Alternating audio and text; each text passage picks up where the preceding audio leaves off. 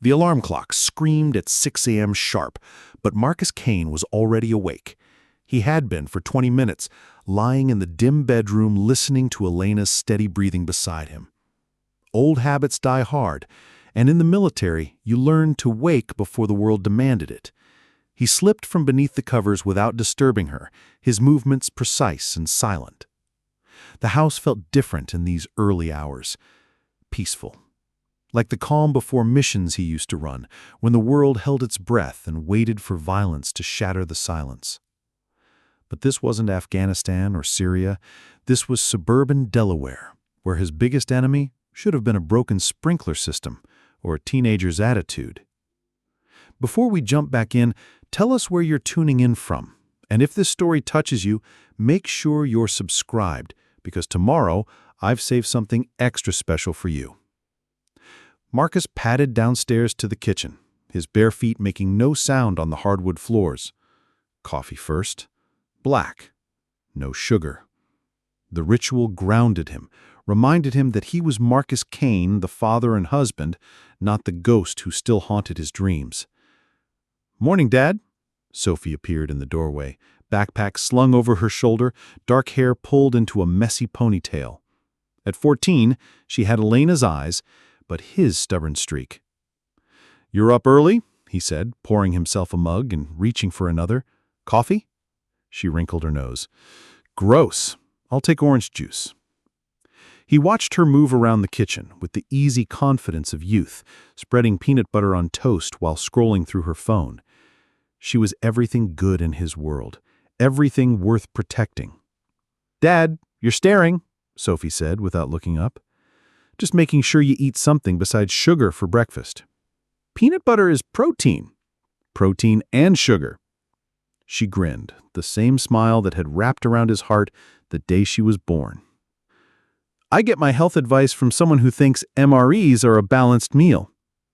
Marcus almost smiled back, but movement upstairs caught his attention. Elena's footsteps, different from her usual pattern. Quicker. More deliberate. His trained ear picked up the subtle shift, the way she paused outside their bedroom door before moving toward the bathroom. "Earth to Dad," Sophie waved her hand in front of his face. "You okay?" He refocused on his daughter. "Yeah, just tired." But he wasn't tired. He was hyper-aware, the way he used to get before dangerous missions. Every sense sharpened, every detail cataloged. The way Elena had been sleeping closer to the edge of the bed lately, how she'd started keeping her phone face down at dinner. Little things that meant nothing to most husbands, but everything to a man trained to read threats. Elena appeared in the kitchen 10 minutes later, already dressed for work in a crisp blouse and tailored skirt. She kissed Sophie's forehead and brushed past Marcus to grab her coffee, but her hand lingered on his shoulder for just a moment. "I might be late tonight," she said, not quite meeting his eyes. "Budget meeting ran long yesterday, and we're behind on the Morrison account." Marcus nodded, studying her face. Elena was an excellent lawyer, meticulous and driven. She rarely fell behind on anything.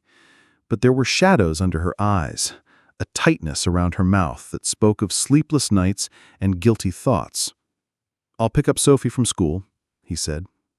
"Thanks." She kissed his cheek, her lips cool against his skin. "I love you."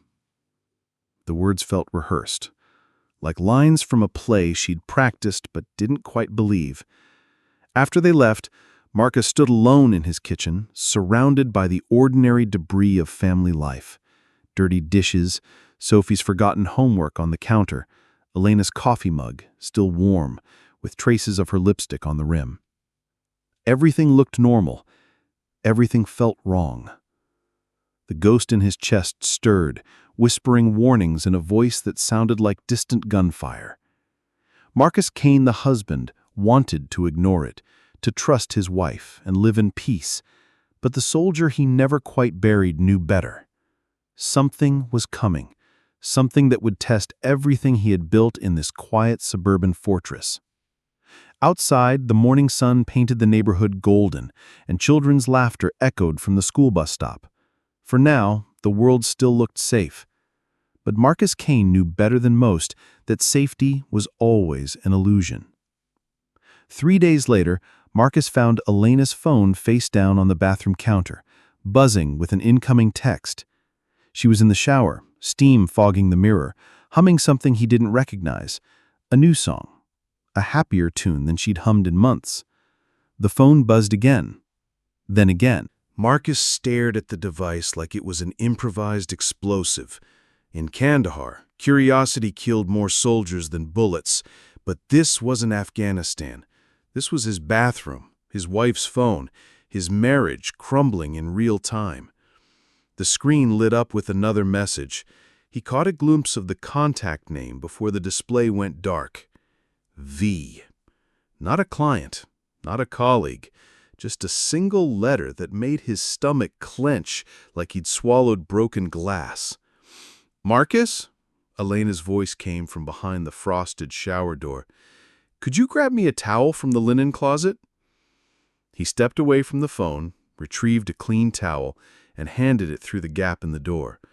Her fingers brushed his, still warm from the hot water, but they felt foreign now, like touching a stranger. "Thanks, baby."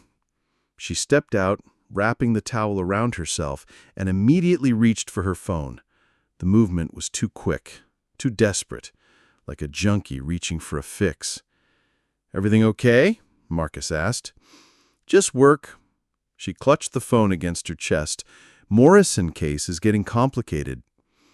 But her eyes were bright in a way that had nothing to do with legal victories and everything to do with secrets that tasted sweeter in the dark. That evening, Marcus sat in his study pretending to read while Elena cooked dinner. Through the open doorway, he watched her move around the kitchen with renewed energy. She'd changed into a blue dress he'd bought her for their anniversary last year. She'd never worn it before tonight. Her phone sat on the counter beside the stove, and every few minutes it would light up with a message. Each time, Elena would glance toward the study, then quickly type a response with fingers that moved like they were writing love letters. "Dinner's ready," she called. They ate in silence, punctuated by Sophie's chatter about school drama and weekend plans. Elena picked at her food, distracted, checking her phone between bites until Marcus wanted to grab the device and hurl it through the window. "Mom, you're being weird," Sophie said, stabbing a piece of broccoli with her fork. "You keep smiling at your phone like it told you a joke." Elena's cheeks flushed. "Sorry, sweetheart. Just relieved about work stuff." But later that night, after Sophie had gone to bed, Marcus heard Elena in the bathroom again, whispering. Her voice soft and intimate in a way she hadn't spoken to him in months. The tone a woman used when she was falling in love or remembering what it felt like.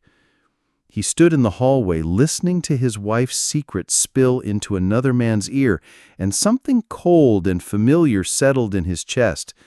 The same ice-water calm that had kept him alive through 12 years of combat operations. The clarity that came when everything you thought you knew turned out to be a lie. And survival meant accepting the new reality faster than your enemy could adapt to it. Marcus Kane, the husband, was dying by degrees, but the soldier who'd learned to read betrayal in the flicker of an eye, the pause between heartbeats, the way a voice changed when it carried lies instead of love, that man was waking up, and he was very, very good at his job. Marcus followed her on a Thursday night when she claimed another late meeting at the firm. He sat in his pickup truck 3 blocks from Meridian Bar and Grill, watching through tinted windows as Elena walked through the front door wearing a black cocktail dress he'd never seen before. She moved differently, her hips swaying with a confidence that made his chest ache with memories of when she used to dress up for him. 20 minutes later, a silver BMW pulled into the parking lot. The man who stepped out was everything Marcus wasn't anymore. Tall, lean, expensively dressed in a charcoal suit that probably cost more than Marcus made in a month. He had the kind of swagger that came from never being told no, never having to earn respect through blood and sacrifice. This was Victor Hale, though Marcus didn't know his name yet. All he knew was that his wife's face lit up when the stranger walked into the restaurant, and the way she stood to greet him, hands trembling slightly, smile too bright, told Marcus everything he needed to know about how deep this betrayal ran. Marcus watched them through the window, Elena's animated gestures, the way she leaned forward when Victor spoke, hanging on to every word like gospel. The stranger had charisma, the kind that drew people into orbit and made them forget they had lives before him. But Marcus had seen that type before, in warlords and arms dealers who smiled while they signed death warrants. The conversation grew tense halfway through dinner. Victor's posture shifted, became more aggressive, and Elena's bright smile faltered. Marcus saw her shake her head, saw Victor lean back and say something that made her flinch. Then the man laughed, a sound Marcus couldn't hear but could read in the cruel twist of his lips. "Your husband," Victor was saying, though Marcus could only guess at the words. Marcus, right? Sounds like a real tough guy. The mockery was clear even from a distance.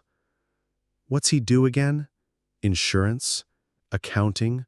One of those suburban nobody jobs? Elena said something, gesturing weakly, and Victor's laugh grew louder. "Relax, baby. If your Boy Scout becomes a problem, I know how to handle civilian types. Guys like that fold the minute things get real." Marcus gripped the steering wheel until his knuckles turned white. In Fallujah, men had died for less disrespect than that. But this wasn't a war zone, and Victor Hale had no idea he was discussing a man who'd spent 12 years learning exactly how real things could get. The meeting ended with Victor pulling Elena close, his hand possessive on her lower back, as he whispered something in her ear that made her close her eyes and nod. Then he was gone, peeling out of the parking lot in his BMW, while Elena sat alone at the table, staring at her hands like they belonged to someone else. Marcus waited until she left before starting his truck. As he drove home through the quiet streets, past houses where normal families lived normal lives, he made two decisions. First, he would find out everything about Victor Hale. Second, he would protect his family from whatever storm was coming, even if it meant becoming the man he'd tried so hard to leave behind. Because Victor Hale had made one fatal mistake tonight.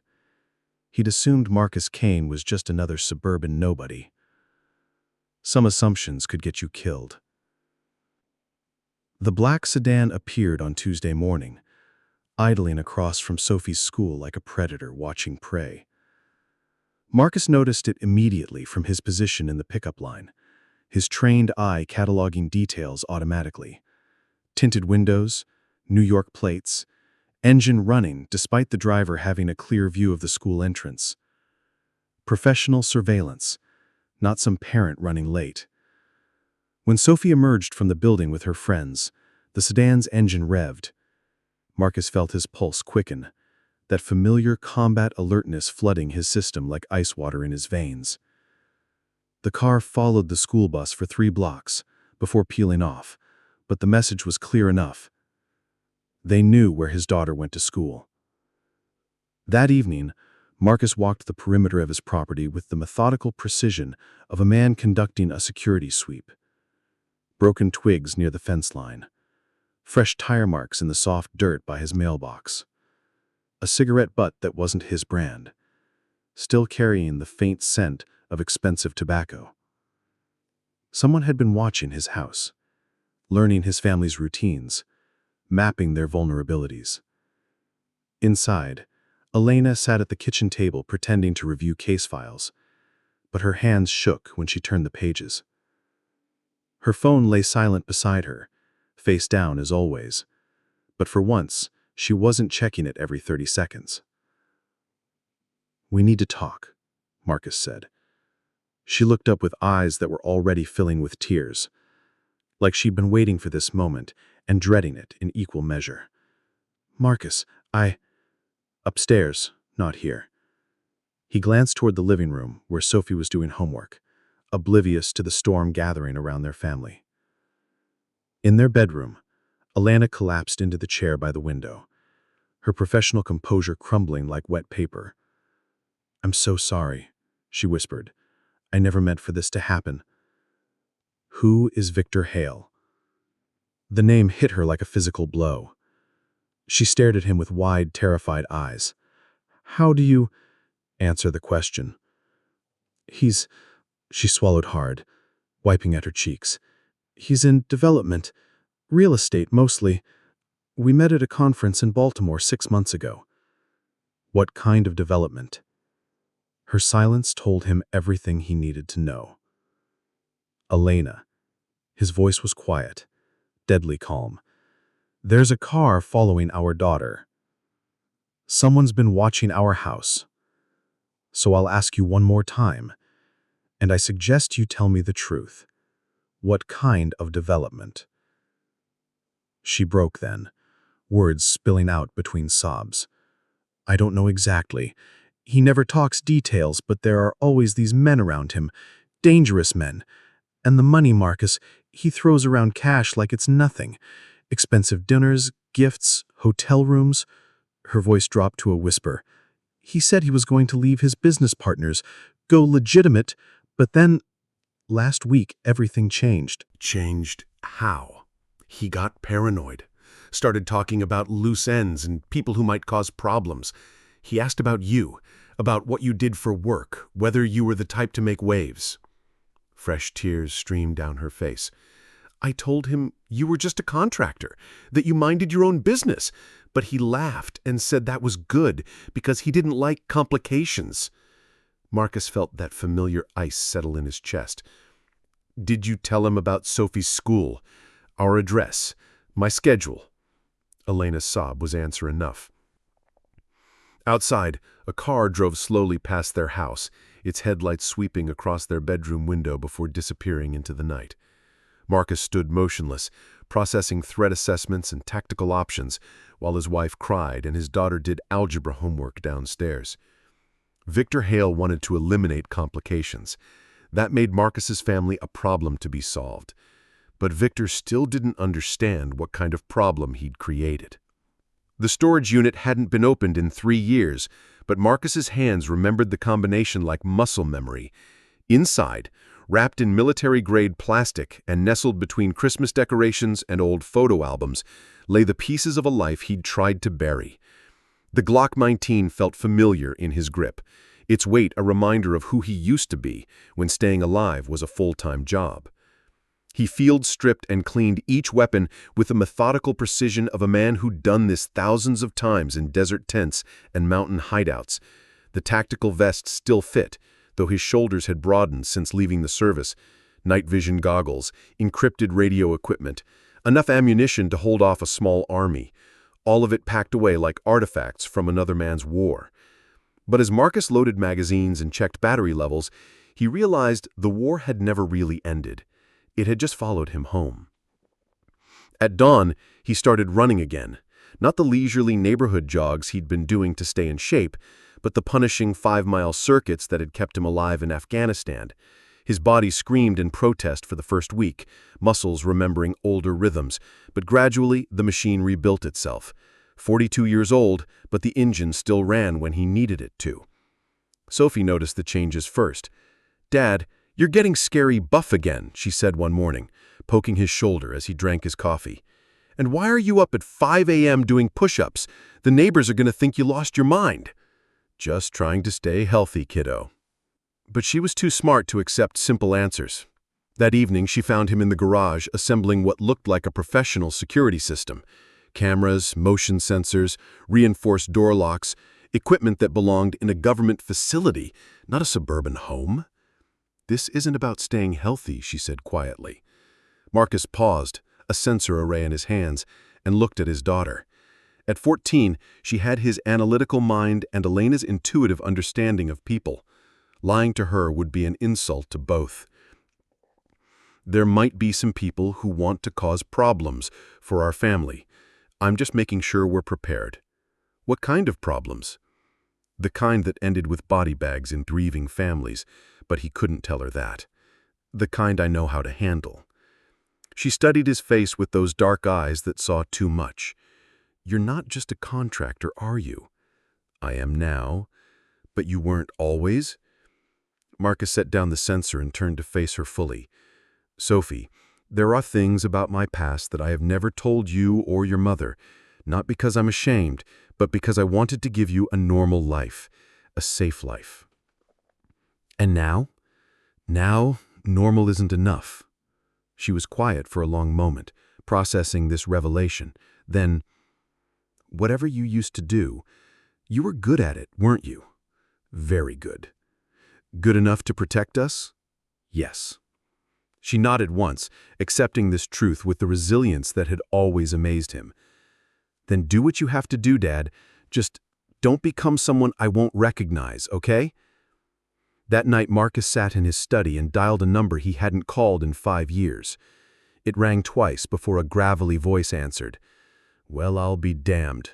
Marcus Kane. I was wondering when you'd surface. Ray. Colonel Ray Donovan had been his commanding officer for the last 4 years of his military career. The man who'd taught him that survival wasn't just about firepower. It was about knowing when to fight and when to disappear. Let me guess, Ray said. The quiet suburban life isn't as quiet as you thought it would be? Something like that. You need advice or equipment? Both. Ray chuckled, a sound like gravel in a cement mixer. Son, you know what I always told you about fighting wars on 2 fronts. Don't. That's right. So which war are you going to fight first? The one against your enemies or the one against yourself? Marcus looked through his study window at the house across the street, where the Hendersons were putting their kids to bed, living the peaceful life he'd thought he wanted. I'll figure it out, he said. You always do. Just remember, you're not that angry young soldier anymore. You've got more to lose now. But as Marcus hung up and checked his security monitors, he wondered if having more to lose made him more dangerous, not less. Victor Hale was about to find out. They came on a Friday night when Elena was working late. Actually working this time, not meeting Victor. Marcus had been expecting them, watching through his security cameras as 2 men approached his front door with the confident swagger of predators who'd never encountered real prey. The first man was built like a linebacker, all muscle and intimidation. The second was smaller, wiry, with the quick eyes of someone accustomed to violence. They wore expensive suits that couldn't quite hide the bulges of shoulder holsters, and they rang his doorbell like they were selling insurance. Mr. Kane, the big one smiled when Marcus opened the door. We'd like to have a word with you about your wife. Sophie, go to your room, Marcus called over his shoulder, his voice calm but carrying an edge that made his daughter disappear upstairs without argument. Smart kid, the smaller man said. This doesn't have to involve her. Marcus stepped onto his porch, closing the door behind him. You're right, it doesn't. See, we represent some business interests, and your wife has been causing some complications for our boss. Nothing personal, you understand, just business. What kind of business? The kind where people need to mind their own affairs, the smaller man said, his hand drifting toward his jacket. Our employer thinks maybe you should have a conversation with your wife about discretion, about keeping her mouth shut and staying away from places she doesn't belong. Marcus nodded thoughtfully, like he was considering their suggestion. And if I don't? The big man's smile turned cold. Well, accidents happen. Pretty daughter you got there. Be a shame if something happened on her way to school. The words triggered something primal in Marcus, that ice-cold fury that had kept him alive through 12 years of combat. But years of discipline held him in check, channeling the rage into surgical precision. You know what? Marcus said quietly. I think there's been a misunderstanding. He moved faster than either man expected. The smaller one's hand was halfway to his gun when Marcus grabbed his wrist, applied pressure to the nerve cluster, and watched him drop to his knees with a strangled gasp. The big man lunged forward, but Marcus sidestepped, drove his elbow into the solar plexus, and dropped him beside his partner. Both men writhed on his porch, gasping for breath, their expensive suits wrinkled and dirty. Here's the thing about misunderstandings. Your boss thinks I'm some suburban nobody who'll roll over when threatened. But I spent 12 years in special forces, and I've killed men for a lot less than threatening my daughter." He leaned closer, his voice dropping to a whisper.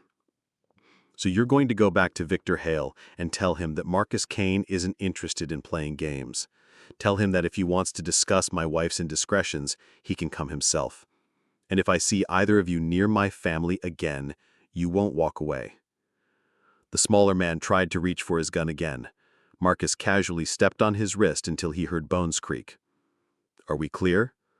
Both men nodded frantically. Marcus stood up, brushing imaginary dust from his hands. "Good. Now get off my property before I decide you're still a threat." They stumbled to their car, the smaller one cradling his wrist, both of them throwing nervous glances over their shoulders like they expected Marcus to change his mind about letting them live.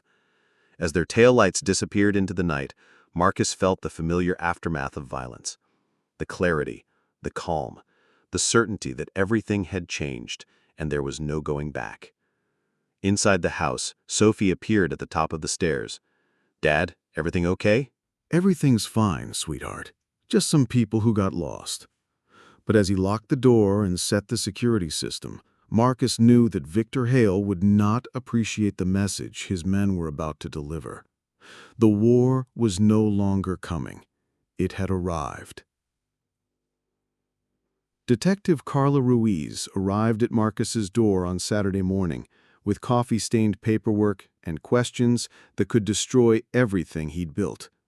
She was younger than he'd expected, maybe 35, with sharp dark eyes that missed nothing, and the kind of controlled tension that came from working too many violent cases in a city that pretended it wasn't falling apart. "Mr. Kane," she flashed her badge, "I'm investigating reports of an assault that occurred on your property last night." Marcus leaned against his doorframe, projecting the casual indifference of a man with nothing to hide. "Must be some mistake, detective. It was pretty quiet around here." "Funny thing about quiet neighborhoods," Carla said, pulling out a small notebook. "They tend to have a lot of security cameras and concerned neighbors who call when they see two men limping away from a house at 10:30 at night." She studied his face, cataloging every micro-expression with the intensity of someone trained to read lies. "See, I know those two men, Tony Breslin and Danny Voss. They work for some very unpleasant people, and they both checked into the ER around midnight with injuries consistent with professional-grade violence." "Sounds like they had a bad night." "They did. Breslin's got a fractured wrist. Voss can barely breathe without wincing. But here's the interesting part. Neither of them wanted to press charges. In fact, they seemed pretty eager to forget the whole thing ever happened." Marcus shrugged. "Maybe they learned their lesson about bothering honest citizens." Carla's laugh was sharp as broken glass. "Honest citizens don't usually know how to incapacitate two armed men without killing them. That takes training, Mr. Kane, military training." The silence stretched between them like a tripwire. Through the living room window, Marcus could see Sophie reading on the couch, oblivious to the conversation that might determine whether her father spent the next 20 years in prison. "You want some coffee?" Marcus asked finally. "I'd rather have some truth." He gestured toward the porch chairs. "Have a seat, detective. Let me tell you about Victor Hale." For the next 20 minutes, Marcus painted a picture of domestic betrayal escalating into criminal threat. He kept the details clinical, factual, leaving out the rage that had nearly consumed him when they'd threatened Sophie. Carla listened without interruption, occasionally making notes, her expression growing darker with each revelation. "So your wife is having an affair with a man connected to organized crime. This man decides you're a problem. He sends muscle to intimidate you. You defend yourself and your family. That's about the size of it. Except you forgot to mention the part where you're a decorated Special Forces veteran with enough combat experience to take down a small country." Marcus met her gaze steadily. "I never forgot. I just don't advertise it." Carla closed her notebook, studying him with new understanding. "You know what pisses me off most about this situation, Mr. Kane?" "Enlighten me." "Victor Hale has been slithering around my jurisdiction for 2 years. Money laundering, extortion, probably worse. But he's careful, insulated, and his lawyers are better than mine. I've been looking for a way to nail him, and here you are, gift-wrapped evidence that he's escalating to direct threats against civilians." She leaned forward, her voice dropping to a whisper. "So here's the deal. You help me build a case against Hale, do things the legal way, and I pretend I don't know you're sitting on enough firepower to outfit a Marine platoon. But if you go vigilante on me, if I find bodies that can't be explained by self-defense, I'll bury you so deep they'll need archaeological equipment to find you."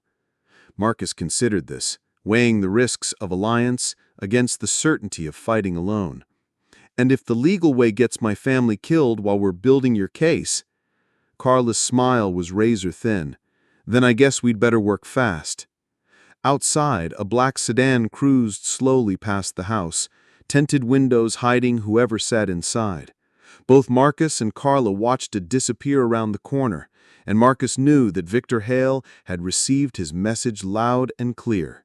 Now, the real war could begin. The call came at 3:47 p.m. on a Tuesday that had started like any other. Marcus was reviewing security footage when his phone rang with Sophie's ringtone, but the voice that answered wasn't his daughter's. "Mr. Kane?" The woman sounded nervous, apologetic. "This is Mrs. Henderson from Riverside High. Sophie never made it to her 6th period class, and we can't locate her anywhere on campus." The world tilted sideways. Marcus's vision sharpened to a tunnel, his breathing slowed to combat rhythm, and every instinct screamed that this wasn't a teenage rebellion or a forgotten appointment. This was the escalation he'd been dreading since the night he'd broken Victor's men on his front porch. When was she last seen? Lunch period. She was with her friends in the cafeteria, but when the bell rang for 5th period, Mrs. Henderson's voice trailed off helplessly. Marcus was already moving, grabbing keys and checking his concealed carry while his mind ran tactical assessments. Sophie was smart, cautious, and she knew to call if plans changed. She wouldn't just disappear unless someone made her disappear. His phone buzzed with a text from an unknown number.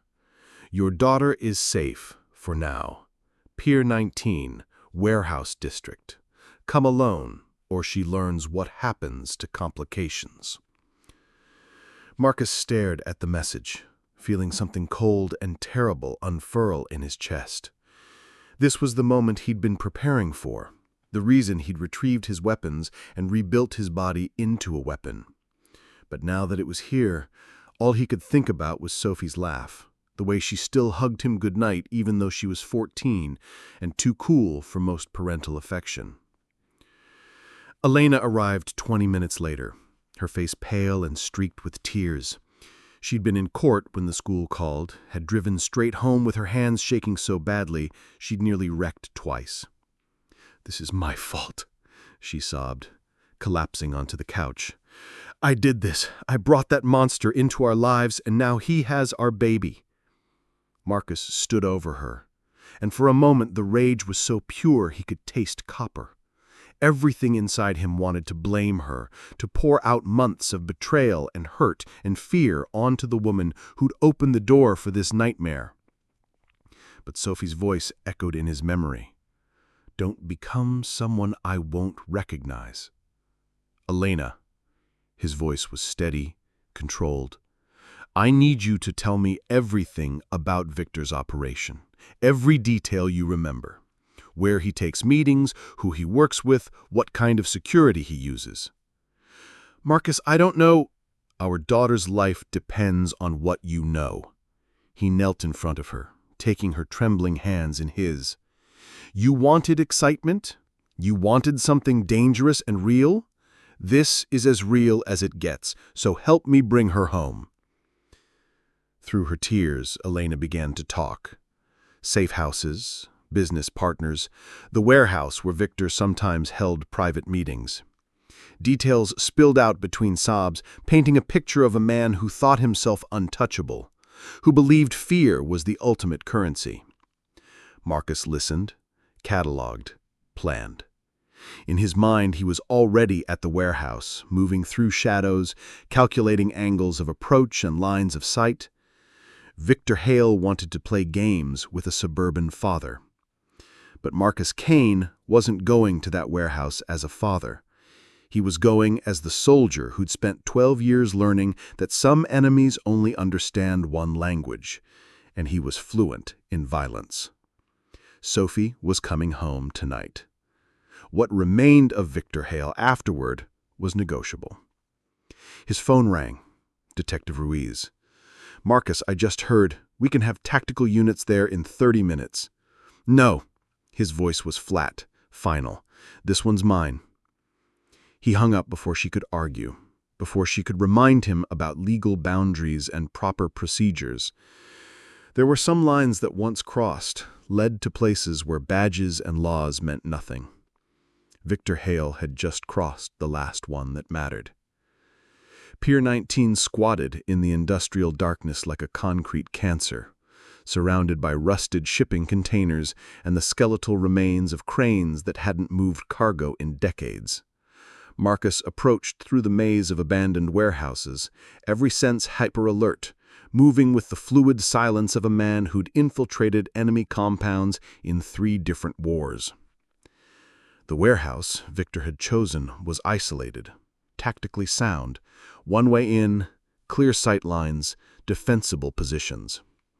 But Victor was thinking like a criminal, not a soldier. He'd posted sentries at the obvious approach routes, but left the drainage tunnel that ran beneath the building completely unwatched. Marcus emerged inside the warehouse through a maintenance hatch, water still dripping from his clothes, the Glock in his hand steady despite the adrenaline coursing through his system. The space was cavernous, filled with shipping crates and makeshift offices built from corrugated metal. Harsh industrial lights cast sharp shadows that turned the warehouse into a maze of hiding spots and kill zones. He found the first guard smoking beside a forklift, completely unaware that death stood 10 feet away. Marcus moved like smoke, the blade sliding between ribs with surgical precision. The man dropped without a sound, cigarette still smoldering on the concrete floor. 2 more guards fell in similar silence before Marcus reached the center of the warehouse, where Victor had built his temporary throne room. The man himself stood beside a metal desk, expensive suit immaculate, confident smile playing at his lips. Sophie sat in a chair nearby, her hands zip-tied behind her back, tape over her mouth, but her eyes bright with defiance rather than fear. "Right on time," Victor called out as Marcus stepped into the light, weapon trained on the man who'd made the fatal mistake of threatening his family. "Though I have to admit, I expected more of an entrance. Maybe some shouting about justice, demands for my surrender. You military types usually love the dramatic speeches." "Where are the rest of your men?" Marcus asked, his voice calm as winter ice. "Close enough," Victor gestured casually. "But don't worry, we're going to keep this civilized. A simple business transaction. Your life for your daughter's." "Counteroffer." Marcus took a step closer. "You let Sophie go, and I don't paint these walls with what's left of your brain." Victor laughed, a sound like breaking glass. "You know what your problem is, Kane? You still think this is some kind of action movie where the good guy wins because he's righteous. But this is the real world, where money talks, and violence is just another business expense." He reached inside his jacket, and Marcus put 2 rounds center mass before Victor's gun cleared leather. The shots echoed through the warehouse like thunder, and Victor crumpled beside his desk, expensive suit ruined by expanding pools of crimson. Marcus was cutting Sophie's restraints when movement flickered in his peripheral vision. The last guard, hidden behind a shipping container, finger tightening on a trigger aimed at Sophie's head. Time slowed to combat speed. Marcus threw himself sideways, pushing Sophie behind the metal desk as bullets sparked off concrete where they had been standing. He rolled, came up shooting, and watched the final threat drop into darkness. In the sudden silence, Sophie pulled the tape from her mouth and looked at her father with eyes that had aged years in the span of hours. "Dad?" Her voice was small, uncertain, Are you okay?" Marcus holstered his weapon and pulled her into his arms, feeling her heartbeat against his chest, strong and alive and safe. "I'm okay, sweetheart. We're going home." Outside, sirens wailed in the distance.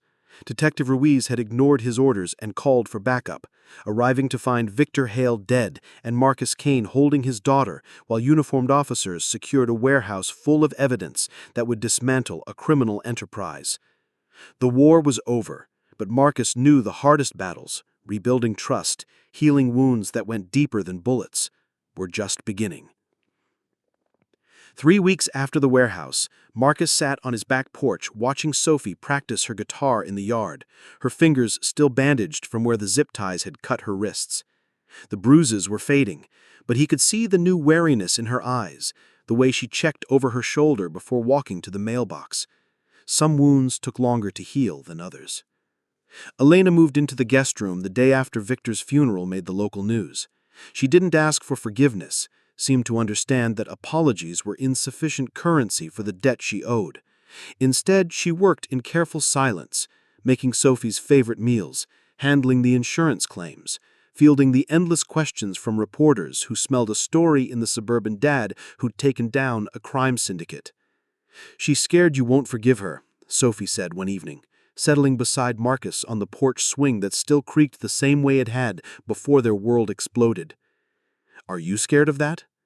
Sophie considered this with the gravity of someone who'd stared down armed men and lived to analyze the experience.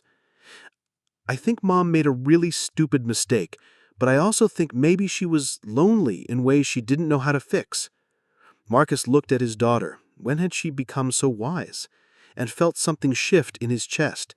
The rage that had sustained him through the warehouse was cooling into something more complex, more human. "That doesn't excuse what happened to you." "No," Sophie agreed. "But maybe people can do terrible things without being terrible people. Maybe they just need a chance to be better." Detective Ruiz stopped by the following Saturday with coffee and a thick manila folder. "Victor's operation is completely dismantled," she reported, settling into a lawn chair while Sophie disappeared inside to give them privacy. 14 arrests, including 3 city councilmen and a federal judge. You handed me the biggest case of my career on a silver platter. Any loose ends?" "Clean as a whistle. Self-defense all the way."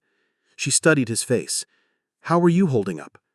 Marcus watched Elena through the kitchen window, her shoulders set in the determined posture of someone trying to rebuild something precious from broken pieces.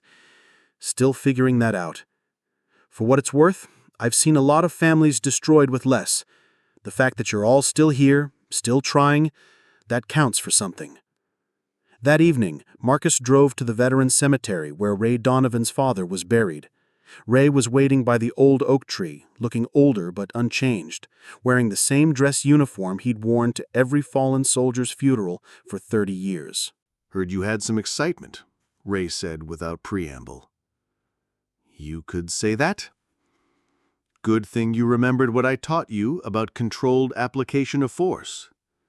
Ray's eyes were sharp, knowing. Easy thing to forget when someone threatens your family. They stood in comfortable silence, watching the sun set over rows of white headstones that marked other wars, other fathers who'd fought to protect what they loved. "Elena wants to go to counseling. Family therapy. She thinks we can fix what's broken. What do you think?" Marcus thought about Sophie's wisdom, about Elena's quiet desperation to make amends, about the choice between justice and vengeance that had defined everything. "I think broken things can be repaired, but they're never exactly the same as before." "Sometimes," Ray said quietly, "that makes them stronger."